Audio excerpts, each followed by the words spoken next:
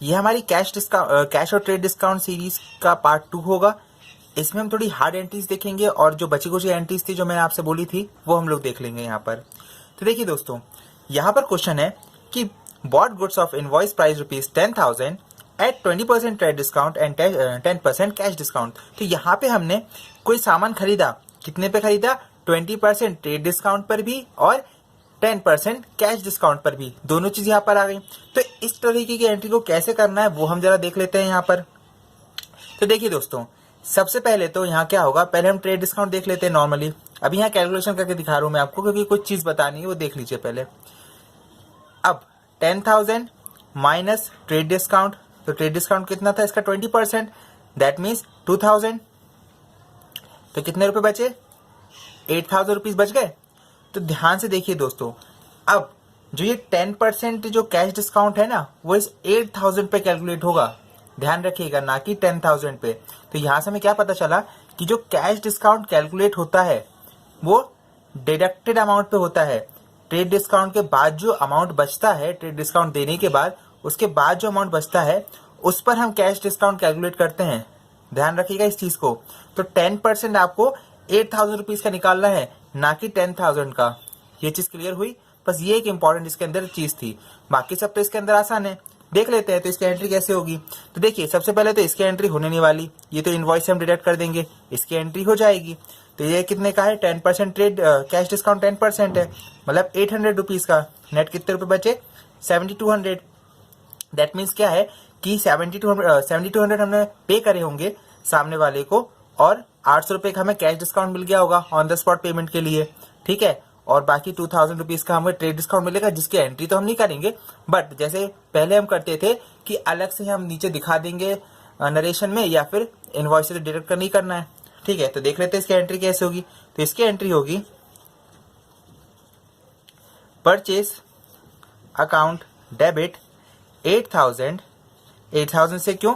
क्योंकि देखिए trade discount के बाद 8,000 रुपए बचे, ठीक है। और हमें ये चीज कितने की पड़ेगी? 8,000 की पड़ेगी।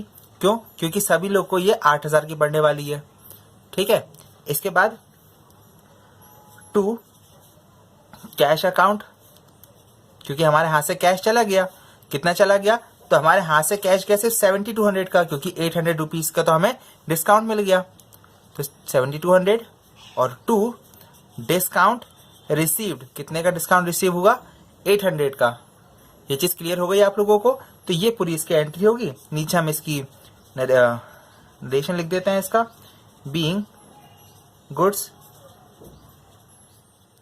Purchase at 20% trade discount and 10% cash discount of invoice price. Invoice price बोलते हैं या लिस्ट प्राइस बोलते हैं, एक ही बात होती है, ₹10,000 कि हम लोगों ने गुड्स खरीदे 20% ट्रेड डिस्काउंट पे, 10% कैश डिस्काउंट पे, जिसका इनवॉइस प्राइस या फिर लिस्ट प्राइस, दोनों चीज हो सकती है।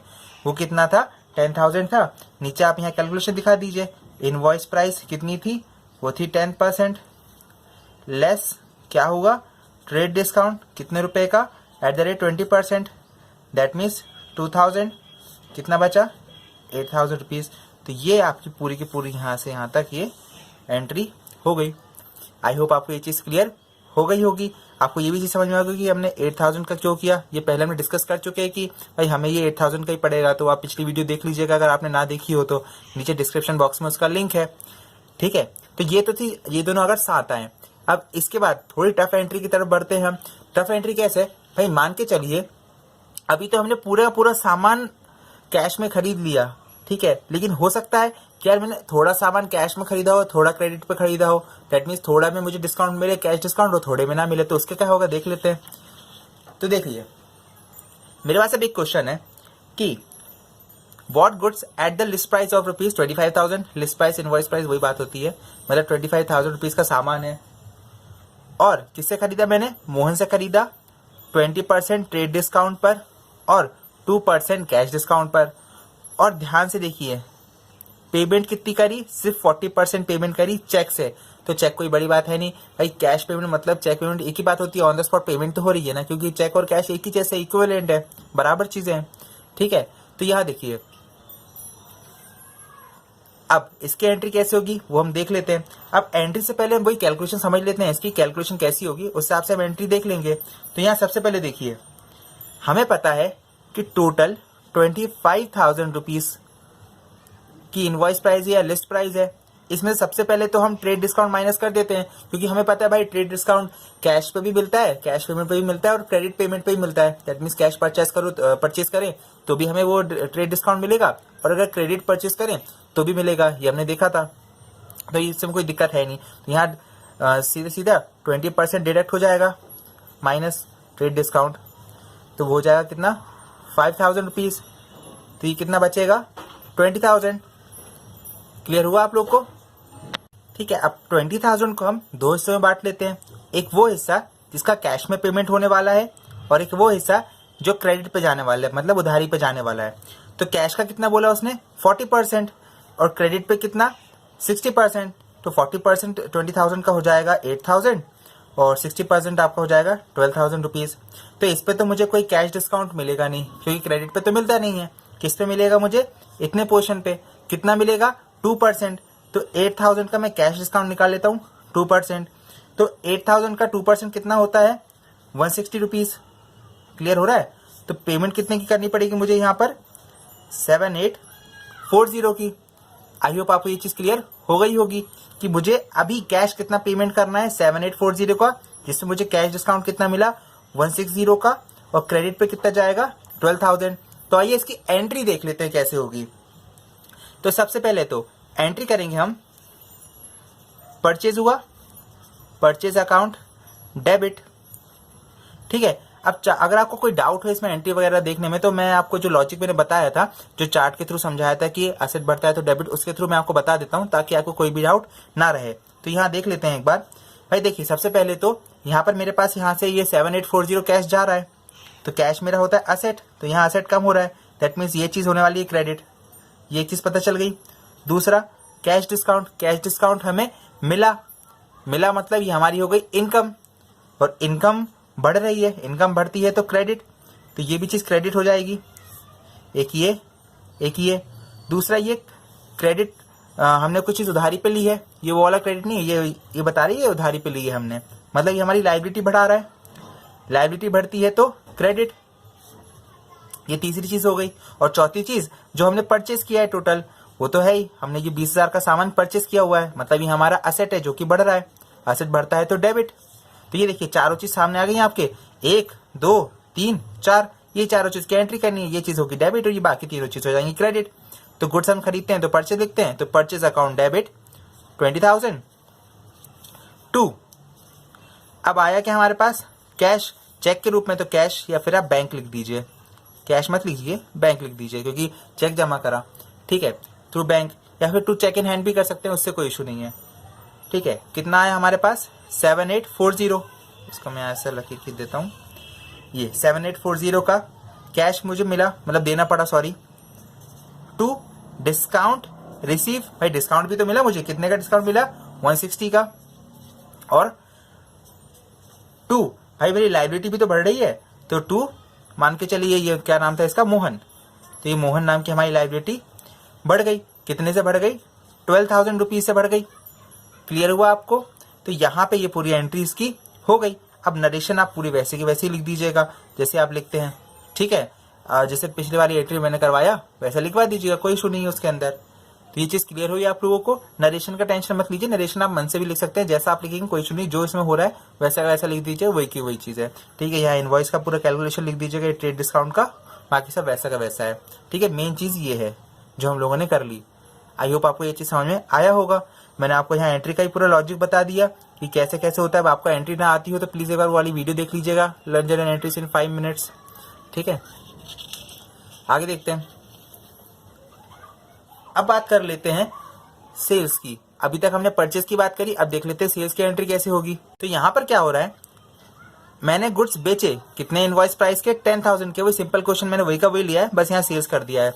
ठीक है, तो देख लेते हैं भाई, कैलकुलेशन तो वैसे ही वैसा होना है। 10,000 की चीज है, ट्रेड डिस्काउंट आपका कितना है 20% का ट्रेड डिस्काउंट है, दैट मीन्स इसमें से माइनस होगा 2,000, बचेगा 8,000। ठीक है, फिर कैश डिस्काउंट इस पर ही कैलकुलेट होगा, वो कितना है आपका 10%, मतलब 800 रुपीज़, ये भी इसमें से माइनस होगा, कितना बचेगा 7200। दैट मीन्स कि हमने जो सामान बेचा उसके बदले हमें मिला कितना 7200। हमें कैश डिस्काउंट कितना देना पड़ा, ये देना पड़ा है, ठीक है। तो यहाँ पर हमें क्या मिल रहा है, कैश रिसीव हो रहा है, ये कैश हमें मिल रहा है, तो कैश बढ़ रहा है, कैश बढ़ता है तो डेबिट, क्योंकि ये एसेट है। क्लियर है। इसके बाद ये हमें डिस्काउंट देना पड़ रहा है, डिस्काउंट देना पड़ रहा है मतलब ये एक्सपेंस है, डिस्काउंट होता है एक्सपेंस, एक्सपेंस बढ़ता है तो डेबिट। ठीक, और क्या हो रहा है, इतनी हमारी सेल्स हुई, ठीक है, सेल्स बढ़ती है तो क्रेडिट। क्लियर है आपको, सेल्स बढ़ती है तो क्रेडिट, क्योंकि सेल्स हमें रेवेन्यू वगैरह जनरेट करके देती है, रेवेन्यू बढ़ता है तो हमें पता है वो होता है क्रेडिट। तो ये दोनों चीज हमारे सामने आ गई, बस एंट्री करना है हम लोगों को। तो एंट्री इसकी होगी कैश अकाउंट डेबिट, कितने का कैश आएगा मेरे पास 7200, और मेरे पास ये डिस्काउंट में दे रहा हूं, डिस्काउंट अलाउड अकाउंट डेबिट ₹800, ठीक है। और यहाँ पर आएगा टू सेल्स, कितने की सेल्स हुई है 8000 रुपीज़ की। तो ये मेरी एंट्री हो गई। यहाँ पर अब मैं नीचे नरेशन लिख देता हूँ इसकी, बीइंग, यहाँ पर एक ऐसी लाइन खींच देते हैं, being goods sold at 20% trade discount. Same narration आना है, बस परचेज की जगह गुड्स परचेज की जगह सोल्ड लिख रहा हूँ और कुछ नहीं। And 10% cash discount of invoice price 10,000, ठीक है। अब नीचे वहाँ कैलकुलेशन लिख देता हूँ मैं, लिस्ट प्राइस, ठीक है। अब लिस्ट प्राइस इसलिए लिख रहा हूँ क्योंकि इनवॉइस प्राइस लिस्ट प्राइस एक ही चीज़ होती है, ताकि आप लोग कंफ्यूज ना हो, आप लोग को पता रहे कि दोनों एक ही चीज़ है। लेस ट्रेड डिस्काउंट, कितने का ट्रेड डिस्काउंट माइनस हो रहा है 2000 का, बचेगा 8000। ये आपकी पूरी एंट्री हो गई। आई होप आपको ये चीज़ क्लियर हुई होगी। ये आपकी एंट्री हो गई, ये आपका नरेशन हो गया। तो ये सेल्स की भी हो गई। अब सेल्स में क्या होगा, वही कंडीशन वापस हम देखते हैं कि कुछ पोर्शन जो है वो हम कैश में पेमेंट कर रहे हैं, कुछ पोर्शन क्रेडिट पे पेमेंट हो रही है, मतलब हमें मिल रही है, तो उसमें कैसे कंडीशन होगी वो देख लेते हैं। आइए, अब देखिए यहाँ पर क्या है, सोल्ड गुड्स टू स्कंद लिखा है, ये है ना, सोल्ड गुड्स टू स्कंद, कोई भी नाम लिख सकते हैं, for ₹10,000 allowing him a trade discount of 5% and a cash discount of 10%। मतलब हमने उसे कितने का ट्रेड डिस्काउंट दे रहे हैं, 5% का ट्रेड डिस्काउंट दे रहे हैं, कैश डिस्काउंट से हम दे रहे हैं 10% का, और उसने 1/4 अमाउंट जो है वो कैश में पेमेंट करा है, और बाकी जो है उसने क्रेडिट पे किया होगा, है ना, लिखा है ना 1/4 of the amount in cash at the time of purchase. तो उसने 1/4 अमाउंट कैश में पेमेंट करा, बाकी सब उसने क्रेडिट पे किया होगा 3/4 अमाउंट। तो देख लेते हैं, पहले से कैलकुलेशन कर लेते हैं। तो बहुत आसान है भाई, 10,000 रुपीज है, 10,000 में क्या है, सबसे पहले ट्रेड डिस्काउंट माइनस होगा, कितने का 5% का। तो 10,000 का 5% कितना होता है 500, ये माइनस कर देंगे तो 9500 बचा। अब आपको पता है ना कि ट्रेड डिस्काउंट तो क्रेडिट पे भी मिलता है और कैश पे भी मिलता है, तो वो नेट पूरे अमाउंट से माइनस कर दे रहे हैं। इसके बाद अब ये जो इतना पोर्शन बचा है, अब ये जो इतना पोर्शन बचा है ये दो हिस्सों में बटेगा, एक 1/4 में जाएगा और 3/4 ये हिस्सा कैश में जाएगा, ये हिस्सा क्रेडिट पे, ठीक है। तो इसका 1/4 हम निकाल लेते हैं, तो इसका 1/4 होता है 2375 और इसका 3/4 होगा 7125। अब देखिए यहाँ पर मुझे कैश डिस्काउंट कितने का मिलेगा 10% का, वो इसमें से कम कर लूंगा, तो इसका हो जाएगा 237.5। इसका राउंड ऑफ करके आप 238 भी लिख सकते हैं, ठीक है। तो ये कितना बचेगा, ये बचेगा आपके पास 2137.5, ठीक है। तो इसे आप 2137 भी लिख सकते हैं, राउंड ऑफ करके लिख रहे हैं हम लोग, इसको एक बढ़ा दिया, इसको थोड़ा कम कर दिया, ठीक है। 0.5 थोड़ा अजीब सा लग रहा है इसलिए, और कुछ नहीं। अब देख लेते हैं इसकी एंट्री क्या होगी। तो देखिए यहाँ पर क्या क्या है हमारे पास, ये हिस्सा क्रेडिट का है, दैट मीन्स कि इतने पैसे हमें उससे लेने हैं, इतने का वो हमारा डेटर बन गया। तो भाई डेटर मतलब हमारा असेट, असेट बढ़ता है तो डेबिट, तो ये हिस्सा डेबिट होने वाला है। अब ये जो कैश डिस्काउंट है ये हमने दिया है, ठीक है, डिस्काउंट अलाउ है, तो जब हम डिस्काउंट देते हैं तो हमारा एक्सपेंस बनता है, तो ये चीज़ हो जाएगी, एक्सपेंस बढ़ता है तो डेबिट, ये भी चीज़ डेबिट होने वाली है। इसके बाद और क्या है, यहाँ पर हमारी ये टोटल सेल्स हुई है, सेल्स बढ़ती है तो क्रेडिट, तो ये हिस्सा क्रेडिट होने वाला है। और ये हिस्सा इतने का पेमेंट हमें मिल गया, कैश हमें मिल गया, तो कैश मिला है मतलब एसेट बढ़ा है, एसेट बढ़ता है तो डेबिट। तो देखिए ये 1 2 3 चीज डेबिट होंगी, ये चीज क्रेडिट होगी। तो आइए इसकी एंट्री देख लेते हैं। तो इसकी एंट्री होगी कैश अकाउंट डेबिट कितने से, तो 2137, राउंड ऑफ कर दिया मैंने से 37 कर दिया, ठीक है। डिस्काउंट अलाउड अकाउंट डेबिट 238, इसे भी राउंड ऑफ कर दिया 0.5 वाला। अब स्कंस अकाउंट क्योंकि इतने से हमारा ये डेटर बन रहा है भाई, इसने उधारी कर दी ना 7125 की, तो बाकी हम आगे से लेंगे, इसका नाम है स्कंद, इसलिए स्कंद अकाउंट डेबिट 7125। टोटल सेल्स कितने की हुई, तो 2 सेल्स अकाउंट 9500, तो ये आपकी टोटल एंट्री हो गई।